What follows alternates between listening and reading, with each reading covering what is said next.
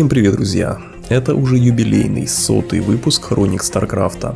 Много воды утекло с тех пор, как я начал обозревать лор этой игровой вселенной. И еще не меньшее количество интересных тем нас ждет впереди. Ведь чем больше ты стараешься отвечать на вопросы, тем больше возникает новых. Так устроен человек, так устроена природа. Но выпуск сегодня не о философии, хотя и не о традиционном разборе персонажей или юнитов игры.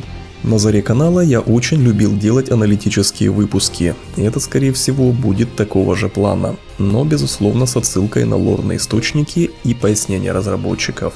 Как вы уже поняли из названия ролика, мы разберем, почему у чужеродных видов вроде зергов и протоссов встречается так много терминов и наименований, присущих нашей человеческой цивилизации. Ведь их мышление, мировоззрение, общение, да и вообще речевой аппарат совершенно по-другому устроены. Совпадение? На самом деле нет. И этот вопрос как раз тесно связан с псионикой и вообще способом общения зергов и протоссов с другими биологическими видами. Пока идет заставка, заваривайте кофе, готовьте печенюшки, ну а я буду неспешно начинать.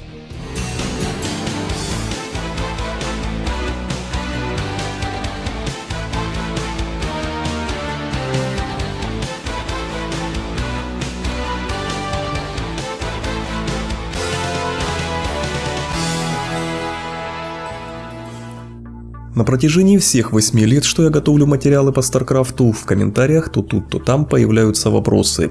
А почему у протоссов воины называются тамплиерами? Каким образом они связаны с церковью и христианством? Почему Абатур оперирует тиранскими терминами, вроде ультралиск, гидролиск, муталиск? Ведь все это придумано тиранами. Неужели у них нет своих наименований? И вообще, как протоссы разговаривают с людьми? У них же нет рта.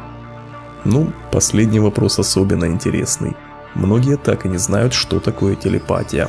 Хотя в его рамках некоторые зрители задают уже более углубленный вопрос. Окей, типа силой мысли они могут передавать информацию прямо в мозг человека. Но как в таком случае человек может воспринимать эту информацию? Ведь он не знает их языка. Протоссы общаются на кхалане, а тираны не знают кхалани. По крайней мере, не рядовые солдаты и повстанцы вроде Рейнера. И тут самое первое, на что стоит обратить внимание, что протоссы во время общения подстраиваются под своего собеседника, под его мыслительную активность, его мировоззрение и его восприятие. Информация подается не в виде текста, а в виде мыслеобразов. Досконально это тяжело описать, но если упростить, то человек буквально видит в своей голове то, о чем говорит ему протосс. Если речь идет о каком-то здании, то образ этого здания, его ментальная фотография, появляется в мыслях тирана. Если о каком-то существе, то образ этого существа.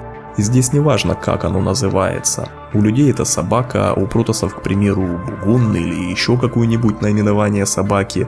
Самое главное, что оба собеседника понимают, о чем идет речь. На их языках этот предмет может называться совершенно по-разному, но когда они общаются, они четко понимают, о чем идет речь. Собственно, если копнуть глубже и разобраться, как устроена наша система общения, может быть, тогда станет чуть понятнее. Начнем с малого, с ребенка. Как он воспринимает информацию? Через органы чувств, коих у людей 5. Зрение как основная сенсорика, слух, обоняние, осязание и вкус. Ребенок, когда рождается, не знает языков, не знает букв, не может строить предложения и интерпретировать текст. Это все происходит уже гораздо позже, на стадии обучения. И когда родители объясняют ему, что конкретное слово означает, они приводят ему пример, делают ссылку, ассоциацию этого слова с конкретным предметом, событием, явлением и так далее. Текстовая информация в виде письменной или устной речи помогает нам передавать эту самую информацию в удобной форме. То есть мы сначала придумываем мысль в голове, строим какой-то образ того, о чем хотим сказать. Потом переводим это в текст и отправляем команду на речевой аппарат, чтобы он воспроизвел закодированную в тексте информацию. Наш собеседник через органы чувств, уши, слышит звуки, воспринимает эту текстовую информацию и передает ее в мозг. Там уже происходит процесс расшифровки, то есть сопоставление конкретных слов конкретным природным явлениям, событиям, вещам и так далее, согласно нашей информационной базе, нашему жизненному опыту и нашим знаниям. То есть появляются те же самые мысли, образы и так далее. Что касается протоссов, то им это не нужно. Весь этот цикл у них упрощен, поскольку они псионики и могут напрямую мыслями общаться друг с другом. То есть вот этот процесс перевода мыслей в текст, потом в звуки и потом обратную дешифровку они пропускают. Именно поэтому в эпоху раздора им так тяжело было освоить письменную речь, потому что до того в ней не было необходимости. Это было совершенно ново для них, способ общения, который кардинально отличался от того, к чему они привыкли. Они разработали Кхалани, и в первую очередь он нужен был, чтобы на предметах можно было оставлять информацию своим потомкам, даже через поколения. Если вспомним из книги «Перворожденные», как Кхас осваивал письмо и учил этому процессу Темла, то все заключалось в ассоциациях. Кхас рисовал на Земле объекты реального мира – деревья, звезды, воду. Потом этим объектам привязывались уже слова. Теперь возвращаемся к нашей теме и развиваем далее мысль. При общении с протоссами люди опираются на свои знания, и вот эти ассоциации боевых единиц, авианосцы, тамплиеры, корсары, разведчики, драгуны исходят из нашей информационной базы. То есть это интерпретация того, как люди видят эти боевые единицы протоссов. Драгуны протоссов напоминают драгунов человеческих войск, где это была конная пехота, зачастую вооруженная стрелковым оружием. Вот четырехногие боевые единицы, стреляющие издалека и прикрывающие фланги, люди интерпретировали как драгунов, потому что они на них похожи по функциям и назначению. Авианосцы тоже, поскольку они являются носителями для авиации противника, как и авианосцы, собственно, у людей. Тамплиеры протоссов очень напоминают фанатичных воинов христианской церкви времен крестовых походов. Зелоты – это по сути альтернативное название фанатиков, что тоже соответствует фанатично настроенной пехоте, стремглав бегущей в бой. Ну и поскольку тамплиер походное от слова temple – храм, соответственно многие их строения тоже называют храмами. К тому же для самих протоссов они зачастую имеют сакральное значение, что тоже перекликается с христианскими обычаями у людей. В общем, к чему я это все? А к тому, что это не у протоссов все называется так, как у людей, а просто люди протосские вещи и явления переносят на свои привычные понятия, чтобы их правильно или хотя бы наиболее близко интерпретировать. То есть здесь все завязано на ассоциациях. На самом деле, как оно истинно называется и звучит у самих протоссов, мы не знаем и не узнаем, в силу своей ментальной ограниченности.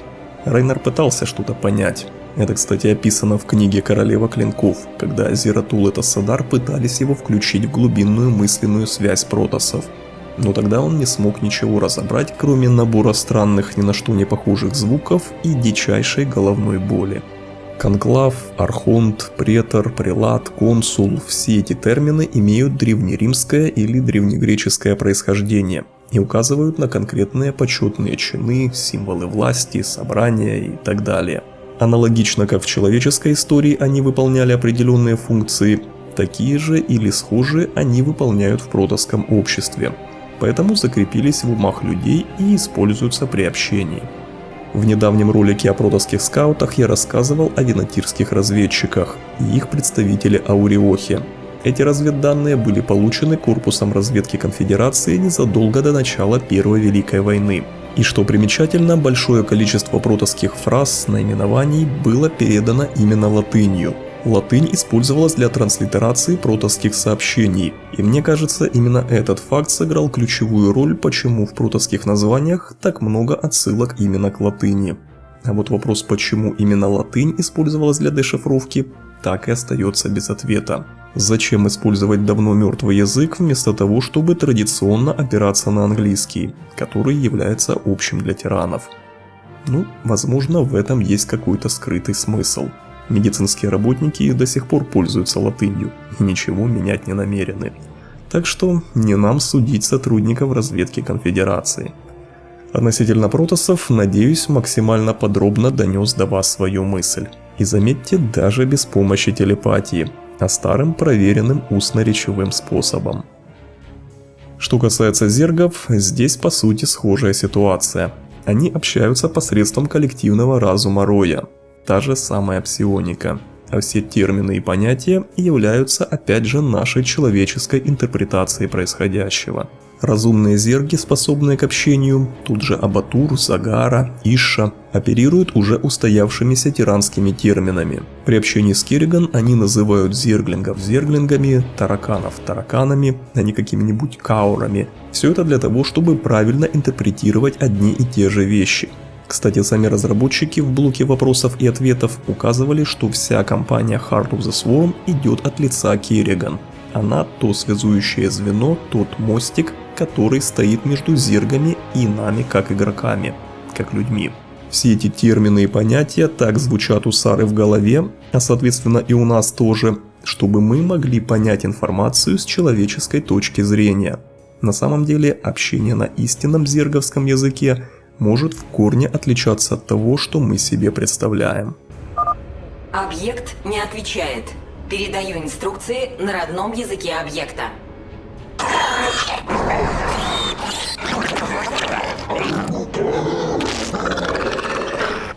А тут же губитель или роевик называться совершенно по-другому. И, кстати, отличным примером является книга «Эволюция». В ней новый выведенный Абатуром штамп тираны назвали псиолисками, опираясь на уже имеющуюся терминологию относительно зерговских наименований. Но вот сам мастер эволюции свои творения называл чита. Это один из немногих, а на моей памяти, наверное, единственный случай, когда зерги использовали исключительно свое, отличное от тиранского наименования. Еще один примечательный факт был отражен в книге «Королева клинков». Когда Рейнар, Зиратул и Тассадар оказались заперты на чаре, между Керриган и Джимом установилась четкая псионическая связь, настолько мощная, что Рейнар мог буквально слышать мысли Роя, о чем зерги переговаривались между собой. Тогда он еще поражался, как такое возможно, как он вообще может понимать их язык, если это можно так назвать. И Зиратул пояснил, что ретранслятором мысли Роя выступает сама Королева Клинков. Именно она передает Джиму информацию понятным человеческим языком. Кстати, слово «рой» является отсылкой на пчелиный рой. Таким образом, тираны провели аналогию между этими насекомыми и зергами, выделив большое количество схожих черт, как, например, в устройстве ульев, взаимодействии особей, командной структуре и коллективном разуме. Буквально каждому юниту, процессу и явлению найдется своя аналогия и свое описание. Даже тараканы названы тараканами из-за своей живучести. Люди провели аналогию с этими насекомыми, поскольку последние тоже являются крайне устойчивыми к неблагоприятным факторам окружающей среды. Имеют крепкий экзоскелет, способность к регенерации, сопротивляемость ядам, токсинам и так далее. К концу Второй Великой войны среди зергов, именно разумных особей, все чаще стал набирать популярность вербальный способ общения. Эти навыки они обрели благодаря Королеве Клинков. У Керриган они научились передавать свои мысли и информацию с помощью звуковых команд. Не всегда это получалось точно, грамотно, но тем не менее даже неподготовленный и псионно неодаренный тиран мог их понять. Абатур, Загара, Ишша, Дехака, даже некоторые другие матери стай были способны общаться с помощью голоса. К примеру, в книге «Эволюция» Загара, как и мать стаи Мукав, как и Абатур, разговаривали с принцем Валерианом, и даже без посредников. И он прекрасно их понимал. С Абатуром, Дехакой еще ладно, но вот у Загары визуально речевой аппарат не сильно выражен. Если не сказать, что там вообще не видно никаких отверстий, откуда мог бы доноситься звук, или вообще выходить воздух. Но я полагаю, это просто особенность модели персонажа, и соответствующие отверстия где-то находятся на голове, возможно, скрыты за какими-то складками, либо вообще расположены не на лице, но если она способна говорить голосом, значит они в любом случае имеются. И под конец видео отвечу на вопрос, зачем тираны открывают рты и вообще произносят слова, если общаются с протоссами мысленно. Элементарная привычка, друзья. Это так же, как муталиски машут крыльями в вакууме. Инстинкт. Люди привыкли в повседневе произносить то, о чем они говорят. Хотя, теоретически да, общаясь с протоссами, они могут вообще не открывать рты. И в этом случае, кстати, близзардовские аниматоры сказали бы им огромное спасибо. поскольку не пришлось бы заморачиваться с липсинком и вообще анимацией губ, что та еще морока. Спасибо за внимание, за ваши подписки, комментарии, лайки и финансовую поддержку. Спасибо, что все эти 100 выпусков были со мной и в горе, и в радости. Пусть вам по жизни везет, здоровье никогда не подводит, а интерес к нашей любимой игровой вселенной не иссякает. Я со своей стороны постараюсь приложить максимум усилий, чтобы StarCraft не был забыт. Увидимся на просторах сектора Капрулу в новых увлекательных выпусках. До скорых встреч и берегите себя.